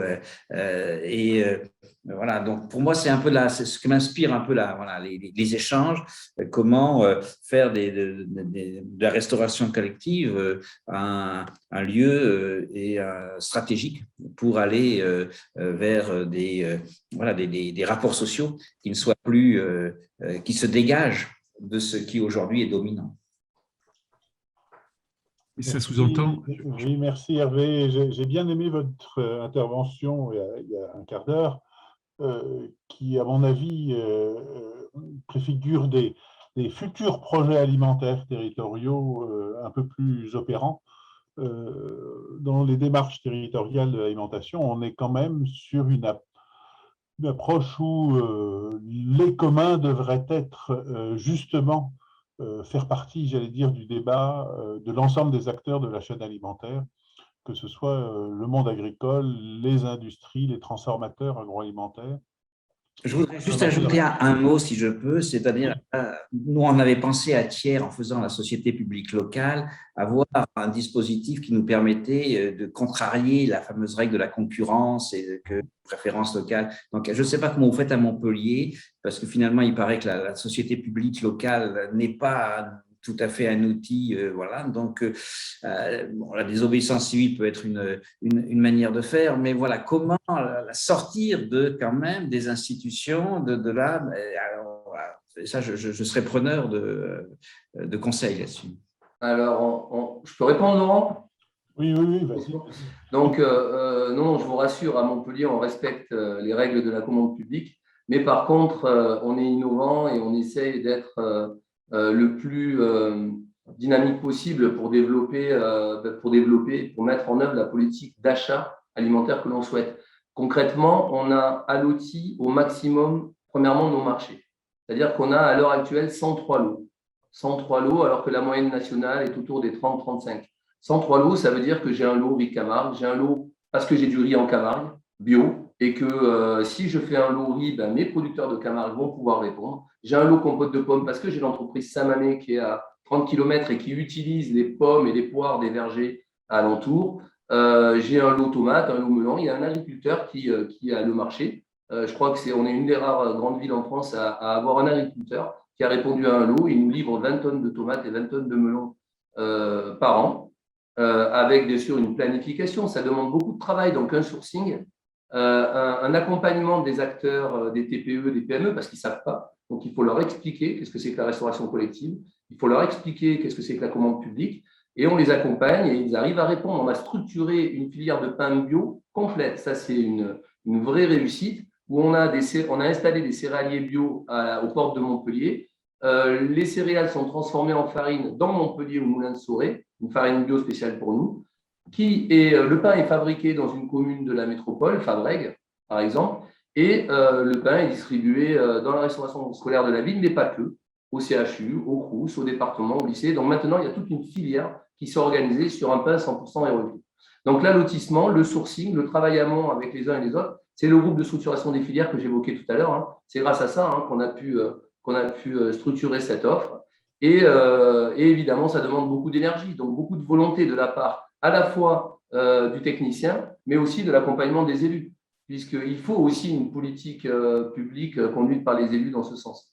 Mais on respecte le code des marchés publics. C'est possible d'introduire la qualité de denrées souhaitée. Il suffit de bien rédiger son marché. On a la chance à Montpellier d'avoir maintenu les 80% qualité et 20% uniquement sur le prix en pondération. C'est-à-dire qu'en France, la plupart des marchés sont attribués sur des pondérations entre 60-40, 60% qualité, 40% sur le prix.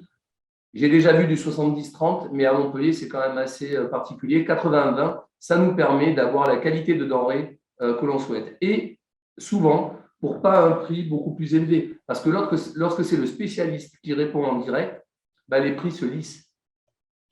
Je vous donne un exemple. On a lancé pour la première fois un lot de meules bio. Vous avez bien entendu, hein, meules bio. C'est-à-dire qu'on reçoit dans notre cuisine des meules de 40 kg. De l'aïeul, de comté, de tome blanche, de notre région. Tout ça parce qu'on a acheté un matériel innovant, mais bon, ce n'est pas le sujet. Donc, sur le lot de meules bio, on s'est dit on va se mettre en danger parce que par rapport au fromage classique que nous proposent les distributeurs, on risque d'avoir quand même de gros écarts. Ben non. Finalement, on va proposer un enfant de grande qualité aux enfants, enfin un fromage de grande qualité aux enfants, en supprimant l'emballage plastique des fromages individuels et pour un prix qui est quasiment identique. Très bien. François. Oui, il y a pas mal de questions. Je ne sais pas si on aura le temps de répondre à toutes. Il y a beaucoup de questions sur qu'est-ce que le local. Ah oui, je m'étais promis de répondre. Je vais donner l'exemple de Montpellier, mais c'est un exemple qui est que pour le territoire métropolitain montpelliérain. Alors, lorsqu'on a fait l'état des lieux de la restauration collective, donc des 31 communes, j'ai rencontré les 31 maires, les 31 techniciens, enfin tout l'environnement, toutes les parties prenantes.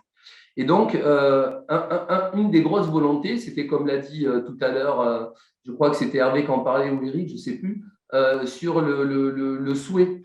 Le souhait, il se situe plus sur le local à l'heure actuelle que sur le bio. Donc, les élus nous ont dit, nous, on veut des denrées, des matières premières de proximité, bio d'accord, mais si elles sont locales.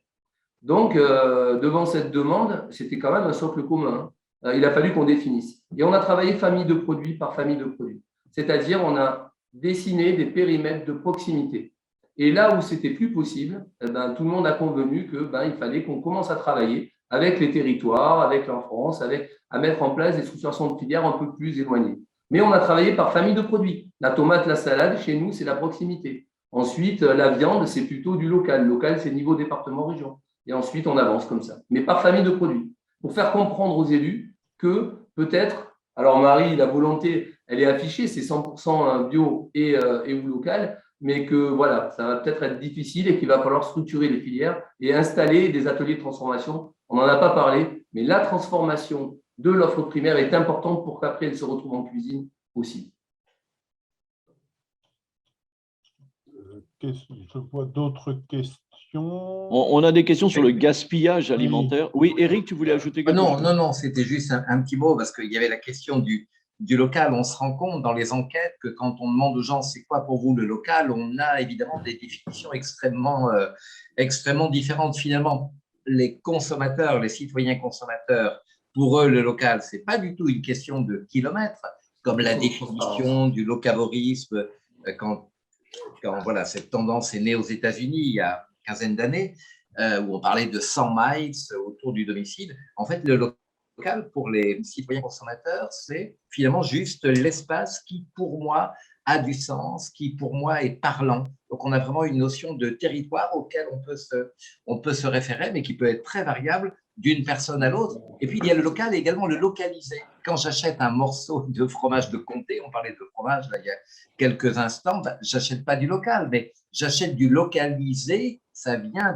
du local des autres, mais c'est un local qui me rassure parce que j'ai confiance dans les producteurs de comté. Il y a aussi cette dimension-là. François, en fait… Non, mais les questions sur le gaspillage alimentaire, je pense qu'on y répondra.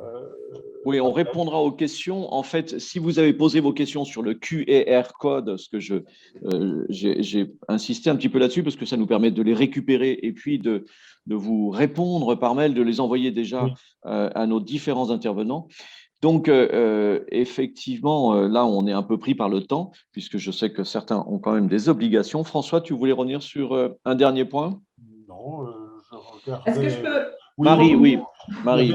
il y avait la Oui, je grande. voulais juste rebondir sur cette notion de local et aussi dire qu'il faut le faire de manière transparente. En fait. L'essentiel, c'est aussi de se connecter au territoire, donc de travailler vraiment avec le territoire. On n'a pas parlé, mais il y a aussi les mines, marchés d'intérêt nationaux qui sont vraiment des outils fondamentaux pour ça. Et par exemple, les entreprises de transformation qui permettent aussi de garder la production locale, parce que ce n'est pas tout que de la produire ici, mais si après, elle fait des centaines de kilomètres pour être transformée et revenir, finalement, ça n'a pas beaucoup de sens. Et la transparence est fondamentale. Et par exemple, vu qu'on a parlé tout à l'heure, mais on a mis en place à Montpellier un comité de suivi de la restauration scolaire où on a réuni tous les acteurs qui interviennent autour de la restauration scolaire. Donc, on avance avec eux, on travaille avec eux. Le projet alimentaire de Montpellier, le projet de Cité de l'alimentation, on l'a construit avec eux, avec notamment autour de la table des chercheurs, des enseignants, des parents d'élèves, du personnel des cuisines, donc des cuisiniers, mais aussi du personnel de distribution des repas, parce qu'ils sont vraiment très importants, des fournisseurs, des agriculteurs, des producteurs, etc. Et l'idée, c'est vraiment aussi de reconnecter avec un territoire et avec l'alimentation. On a parlé de la pédagogie, mais c'est par exemple travailler avec un réseau de fermes ressources, mettre en place des potagers dans les écoles et d'avoir quelque chose de concret, de pratico-pratique. Et ce n'est pas uniquement en parlant, en faisant des actions pédagogiques, même si c'est important aussi, mais c'est vraiment pour les enfants de toucher réellement. On a un projet, par exemple, de bus pédagogique aussi, équipé d'une cuisine qui tournerait dans les écoles et qui donnerait des cours de cuisine aux enfants. Donc voilà, l'idée, c'est d'avoir des choses très, très concrètes, d'ouvrir les portes aussi de la cuisine centrale, de faire des visites, et on se rend compte que c'est très, très apprécié et que là, les enfants, les parents d'élèves, les associations, ils comprennent beaucoup mieux les contraintes et pourquoi on fait les choix. Donc la transparence et la pédagogie et la connexion au territoire, pour moi, voilà, c'est 3 éléments qui sont fondamentaux. Merci beaucoup à tous. Oui, il est 18h33, on a déjà dépassé. Donc, finalement, si je devais faire une conclusion sur réussir Egalim, ça passerait par le local? Point d'interrogation. Mais le local n'est pas mentionné dans cette loi Egalim. Et donc, peut-être que, comme le dit Marie, c'est peut-être plutôt une question de transparence. Comme le dit Laurent, c'est plus une question de sens, de cet acte de cuisiner, peut-être que l'on peut voir une évolution. Et tout ça en commun grâce à Hervé, bien sûr, à ce monde des communs.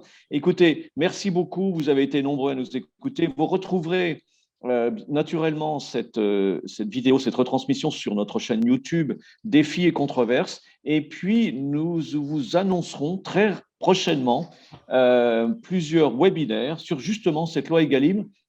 Vous verrez par secteur, et donc on va vous l'annoncer très prochainement, je vous dis le 20 décembre, voilà, c'est ce qu'on a prévu, mais des webinaires, 6 webinaires qui débuteront en début d'année. Donc voilà, on vous garde un peu de surprise et merci vraiment à vous, à votre présence. Et pour les questions donc, qui sont bien posées sur le QR code, le QR, on va les récupérer, les transmettre et vous aurez des réponses de nos différents intervenants. Merci. Et à très, très bientôt. À tous. Bonne fête et bonne fin d'année. Ah oui, et oui, j'avais oublié le Père Noël. Merci à nos amis de Montpellier. Eric, au revoir. merci pour Hervé, merci beaucoup, Laurent. Merci, voilà. Au revoir. Bonne fête à tous. Et à très bientôt. À très bientôt. Merci. Merci beaucoup.